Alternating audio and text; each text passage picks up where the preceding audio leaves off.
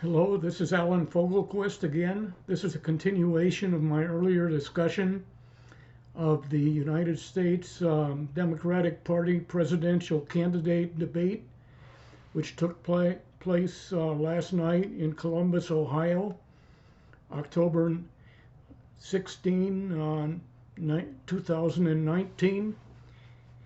This discussion will go further on the candidate debates, plus a number of other recent events with major impact in the United States and other places in the world. I think that there is a problem in general with the way with the format and the way presidential candidate debates and debates between the major presidential candidates of the Democratic and Republican Party and debates in other countries are held. The problem with the format is an adversarial competitive model of discussion, which incentivates the candidates to try to outdo each other in impressing the public, and which gives rise to the temptation to resort to demagogy or what really amounts to a lot of exaggeration and innuendo, propaganda, mislabeling. I've been watching political debates, especially in the United States, for many years now. I remember a number of them quite vividly, such as the debate between Ronald Reagan and Michael Dukakis, and a debate between George Herbert Walker Bush, or maybe it was between Reagan and Mondale, and between Dukakis and George Bush. In a number of debates, I've been impressed by the rather unscrupulous and unfair resort to what amounts to mislabeling, misrepresentation, and slander of other candidates. This happens in inter-party debates and in debates between candidates of a single party.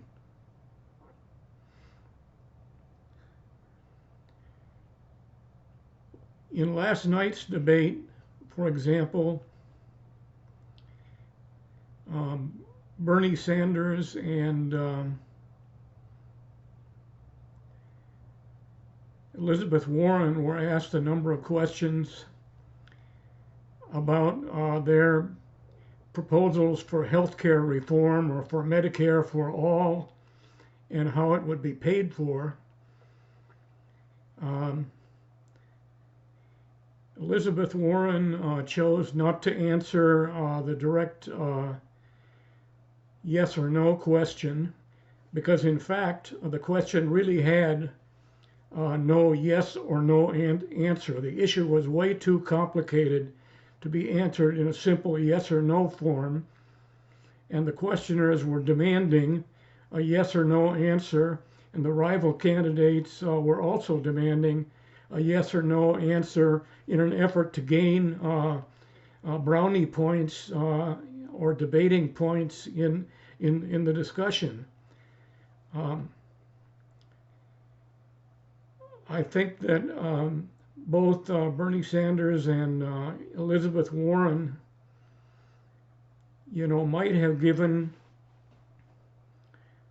a little bit more specific answers about the problem of funding, and which would have actually advanced their arguments in favor of Medicare for all. There was a recent pretty clear and good discussion of this issue on the Tom Hartman show, where Tom Hartman interviewed a congressman who went over a number of the things that Sanders and Warren could have or should have pointed out, and could easily have gained them debating points in the debate. But the whole idea of debating points and winning a debate and impressing people in a very short presentation, which cannot possibly do justice to the complicated subject matter or the complicated issues involved, is really a faulty form of, it's a faulty aspect of American political election campaigns, and also those of many other countries. So the first point I make about the debates is that the whole format could be improved, and even if the format reveals something, it's not that the format is totally valueless. It's that a 2 or 3 hour presentation and questioning or discussion between 10 or 12 people cannot possibly do justice to the issues, and it will not lead to the American voters, based on the debate itself, making a good judgment about their voting options.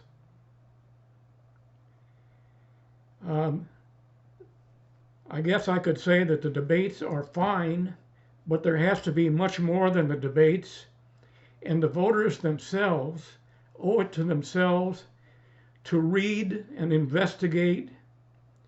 In today's environment, they can also read and watch news programs and documentary programs.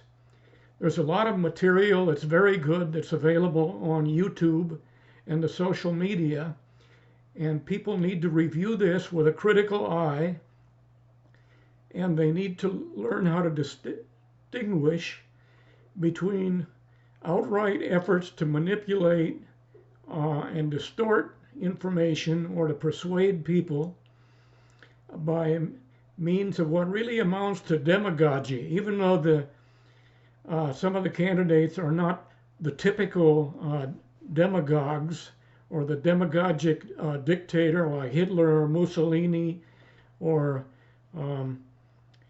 some other figures today. They are still making use of some of the same rhetorical techniques that the more dangerous demagogues use. And so voters in a democracy, if the democracy is to function properly, and if the elected candidates are to be well chosen and they are to work for the common interests or for the interests of the citizens of the countries, or also of the residents of the countries that they will have power over, the discussion has to be rational and it has to be based on clear, sound, factual information. And unfortunately, it's not.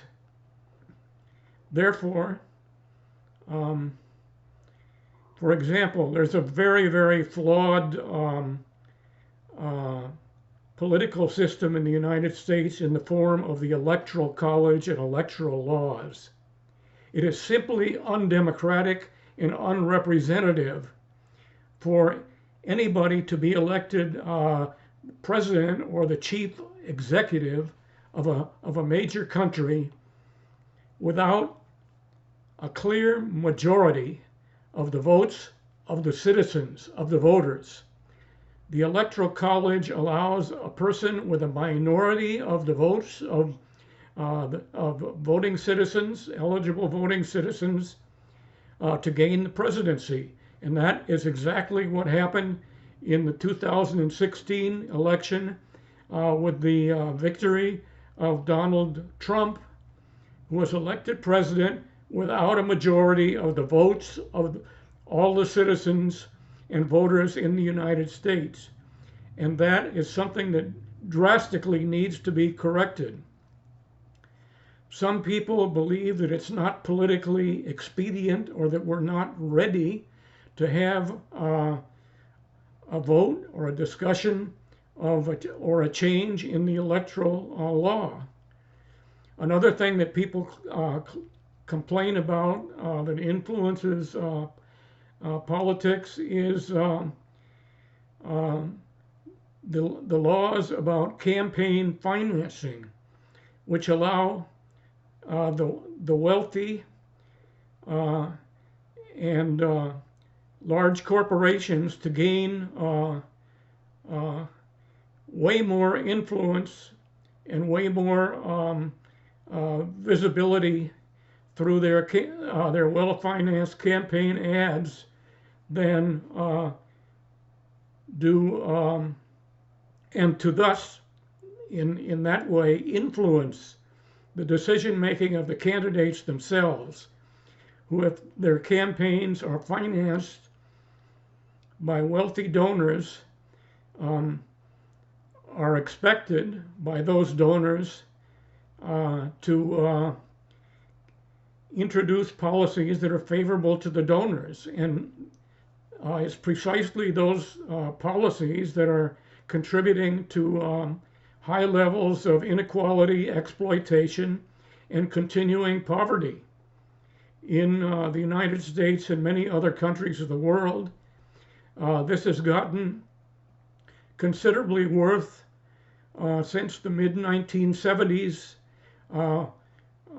with the rise of Milton Friedman, monetarist, neoliberal, regressive economic ideology, which insists that governments and the state and the voters, and hence the voters, except voters who are financed by them and their money, can have any meaningful influence over decision making in politics. So the entire system, the system of voting, the Electoral College in the United States, is especially rigged or engineered in favor of exploitation and inequality that's derived directly from exploitation and the deprivation of the majority of the working population, which does not receive the benefits of its own labor. One statistic that's well known is that from the 1980s onwards, labor productivity has increased manyfold, but real wages of the average wage and salary worker, who has to live off of wages and salaries, has not increased at all. So that is a problem. That is a human problem that needs to be addressed, and it's not being addressed under the existing system. So this is another episode in the commentary on the mass media and how the politics of the United States and the world and the electoral campaigns, and specifically the campaign debate of last night, October 16, 2019, about the conditions under which these elections and electoral debates occur. And it's far from fair. It's far from what the jargon calls transparent. It's far from clear, far from transparent. And